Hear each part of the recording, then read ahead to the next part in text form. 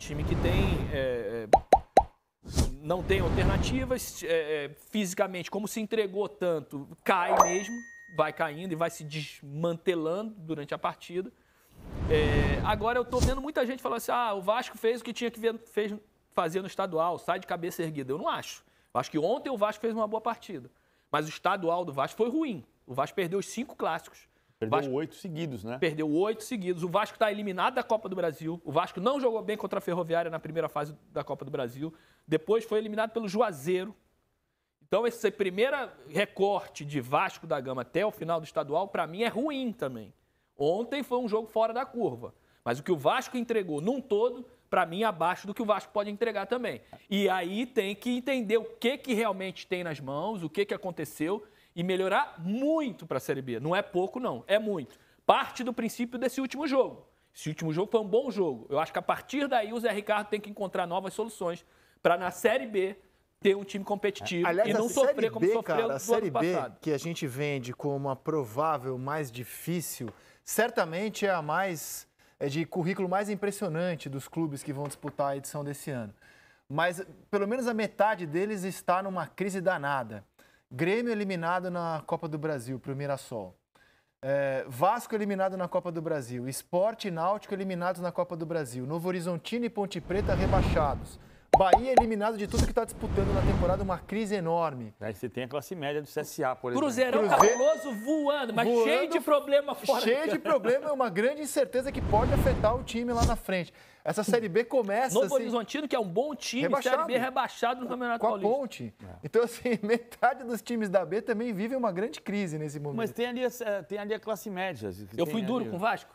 Não, eu acho que não. O Vasco perdeu os últimos 8 clássicos. Não. Agora, eu acho que o Zé Ricardo ontem PVC... foi um pouquinho mais agressivo, porque nos outros 2 clássicos ele escalou um lateral como ponto. O Everton na direita e o Riquelme na esquerda no primeiro clássico. Ontem ele foi com o Figueiredo, então ele sabia que ele tinha que encarar um pouco mais de frente do Flamengo. E aí, no primeiro tempo, conseguiu circular um pouco mais a bola, finalizar 2 vezes com o Nenê. Agora, é pouco pro Vasco. O vascaíno sabe que é pouco pro Vasco. O vascaíno está esperando reforços pro Vasco para a Série B e não é necessariamente o reforço, é a estruturação de uma equipe. O Vasco não está estruturado. Tá bem. Eu acho que tem 2 sintomas bem importantes, Rizek, sobre o jogo de ontem nas declarações. Esse jogo, na minha interpretação, emocionalmente, ele pode significar um divisor para o Vasco. Como disse o Zé Ricardo, porque o Vasco, independentemente do desempenho contra o Flamengo, que o Flamengo em nenhum momento me pareceu deixar escapar a classificação, mas poderia ter sofrido se uma bola dessa do Nenê entra, e ele costuma ter um aproveitamento muito alto, ele teve duas finalizações ali próximo da meia-lua da área, com uma certa liberdade, ele costuma guardar, né? Uma delas, o Hugo fez uma grande defesa, mas a postura do Vasco. O Vasco viveu uma semana em que houve 10 mil pessoas em São Januário no treino.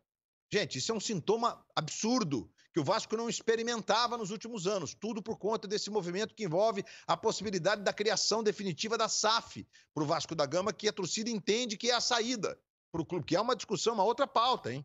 É uma outra pauta. A lei tem deficiências, lacunas que foram deixadas pelos nossos congressistas na aprovação da lei, como é a questão da dívida tributária, que é bem importante de ser debatido, que é o que está pegando no Cruzeiro, né? O grupo liderado pelo Ronaldo está querendo garantias para assumir a dívida tributária. E a garantia seria, em patrimônio, as 2 tocas da Raposa. Mas, e para o Flamengo, veja como o Paulo Souza, porque no caso do Flamengo, claramente, não nós, mas de um modo geral, torcida e mídia especializada, crônica especializada, a gente analisa as possibilidades do Flamengo para os grandes títulos do ano. E o Paulo Souza, quando ele diz que o Tetra, que é inédito, é o foco para esse momento do calendário, ele também deixa claro de que ele precisa jogar para chegar. Porque não adianta nada o Flamengo encantar e estar fora da final agora. Ou encantou, teve 800 chances de gol e perdeu 2-0 para o Vasco. Os 2 chutes do Nenê entraram, não. Então, existem 2 sintomas nessas declarações pós-jogo, né? E o Vasco, me parece, sai fortalecido dessa semana. O que para o torcedor do Vasco é um alento agora. É preciso, pelo menos, mais uns 2 ou 3 nomes, não é para compor, não, para serem titulares desse time do Vasco, no sentido de o time conseguir fazer uma Série B sem muitos sustos. Porque o Grêmio caiu na Copa do Brasil, mas a vitória de ontem resgata o Grêmio. Ou não? Você meter 3-0 num Grenal na casa do adversário. deixa o Grêmio fortalecido. E nós sabemos que o Grêmio, do ponto de vista de gestão, está forte, né?